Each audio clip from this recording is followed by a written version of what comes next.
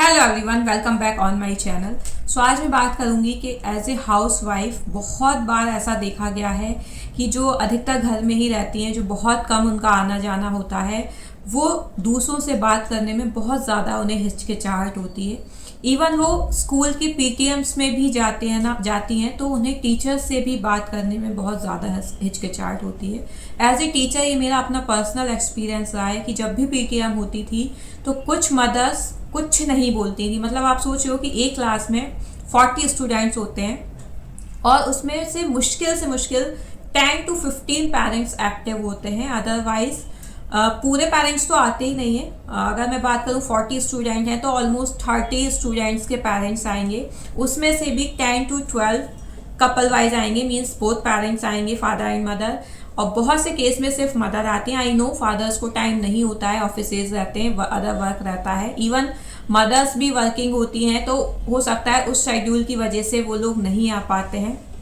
But the thing is कि PTM रखी इसलिए जाती है ताकि आपके बच्चे का ओवरऑल सिनेरियो आपको बता सकें, उसका कल्चरल एक्टिविटी क्या है, उसका एकेडमिक कैसा है, जो भी है वो आपसे फेस टू फेस बात कर सकें। इसलिए ही एक पीटीएम ऑर्गेनाइज होती है। अब मैं अपने मेन टॉपिक पे आती हूँ कि जब भी एज ए मदर आती थी और बहुत सी मदर ऐसी थी कि वो बात नहीं कर पा रही, वो अपनी बात नहीं रख पा रही हैं। वहाँ बस बच्चा आता है, क्योंकि मैं एज ए टीजीटी टीचर रही तो 7th 8th के मदर्स जब आती थी ना तो बच्चा खुद से ही बात कर रहा है, अच्छा मैम इसके मार्क्स बता दो आप, ऐसा ये है वो है। मतलब क्वेश्चंस जो रहते थे ना वो बच्चे के ही रहते थे और बच्चा भी फ्री, क्योंकि उसको पता है ना कि उसने जो भी मिस्टेक की है वो उसको ही देखनी है और उसको पहले ही क्लास में पता चल जाती है। क्योंकि जब भी एग्ज़ाम होते हैं उसके बाद जो भी आंसर शीट्स दिखाई जाती हैं तो बच्चों को ऑलरेडी सब चीज़ें पता होती हैं।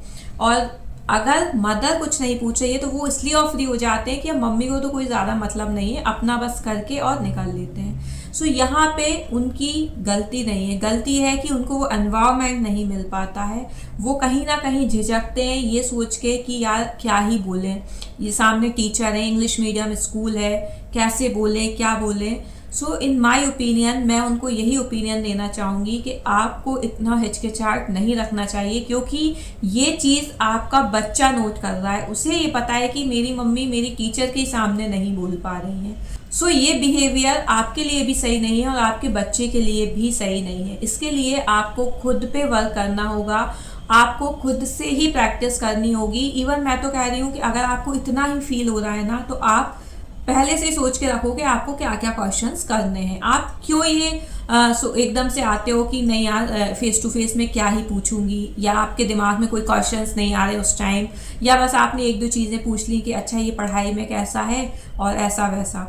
आप खुद से चीज़ें प्रिपेयर करिए, आपके लिए बहुत इम्पॉर्टेंट है। क्योंकि अब ये वो टाइम नहीं बचा है जो पहले मदर्स होती थी, ठीक है बोलना आया नहीं तो ठीक है चल रहा है। आपको बहुत ज़रूरी है, क्योंकि हम इस टाइम अब डिजिटल वर्ल्ड में रह रहे हैं, चीज़ें कितनी ज़्यादा अपग्रेड हुई हैं और उन सब के साथ साथ आपको भी अपग्रेड होना बहुत ज़रूरी है।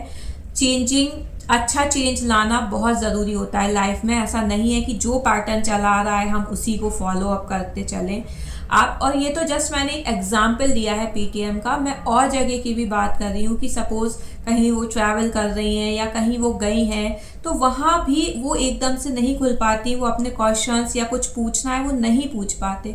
तो इस पर आपको खुद को वर्क करना होगा, आपको अपने आप को टाइम देना होगा, ये समझना होगा कि आपको अपना कन्वर्सेशन सही करना है। मैं यहाँ इंग्लिश, हिंदी और सबकी लैंग्वेज की तो मैं बात ही नहीं कर रही हूँ। आपकी जो भी लैंग्वेज है, आपकी जो झिझक है ना वो आपको खोलनी है, क्योंकि वो बहुत ज़्यादा इम्पॉर्टेंट होती है।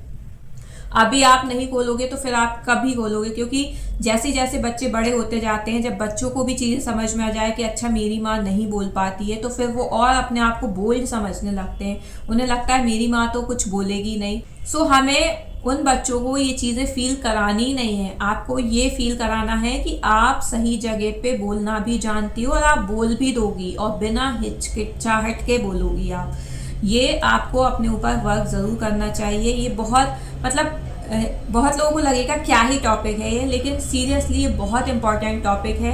हमें लगता है कि बहुत ज़्यादा मॉडर्न हो गई है दुनिया, बहुत ऐसा हो गया वैसा हो गया, लेकिन अगर आप चीज़ें डीप में जाके देखोगे तो आज भी बहुत से ऐसी हैं जो सीरियसली अच्छे से बात नहीं कर पा रही, उन्हें कहीं ना कहीं डर है, उन्हें हिचकिचाहट है, तो बस मैं यही बोलूँगी कि अपनी हिचकिचाहट को आप दूर करें। कैसे भी करके आप अपने ऊपर काम करें, अपने आप को टाइम दें, अपनी जो हिचकिचाहट है उसको दूर करें, क्योंकि जब आपको चीज़ कमी पता चल जाए ना तो उस पर आपको काम करना चाहिए, उस कमी को भी दूर करना चाहिए। सो बस आज का टॉपिक यही था। I hope you like my video. If you like please share and subscribe the channel for more. Thank you.